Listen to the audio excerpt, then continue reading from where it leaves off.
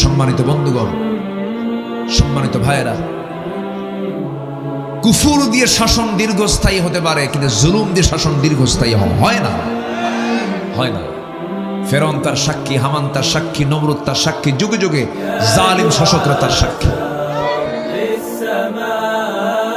আমরা বিবেকহীন হব না বিবেকবান হব? বিবেকবান হব। আল্লামা সাঈদীর মতো মানুষকে ধরা, এটা কি বিবেকবানের কাজ? এত বড় একটা সম্পদ আল্লামা সাঈদী রাহিমাহুল্লাহ, কত বড় একটা সম্পদ এদেশের জন্য। কি করা হলো তার জীবনটাকে নিয়ে, কি নাটক তারা তৈরি করেছে।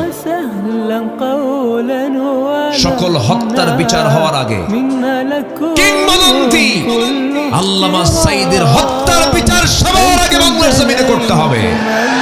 রাজি আছেন কারা কারা? হাত উঁচু করে দেখেন মুসলমান।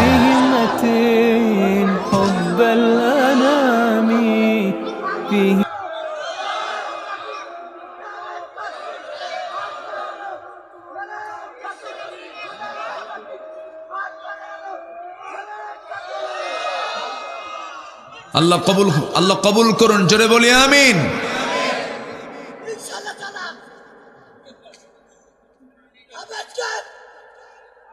কাম সারছে, এ তো দেখতে এক্সট্রা ভোল্টেজ দেখতেছে। আচ্ছা, একটু কন্ট্রোল করেন। এই বাবা একটু থামো। জি হ্যাঁ, জি আমাকে সময় দিচ্ছেন তো?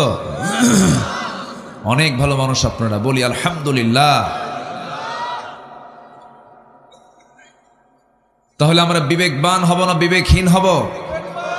বিবেকবানকে আরবিতে বলা হয় উলুল আলবাব।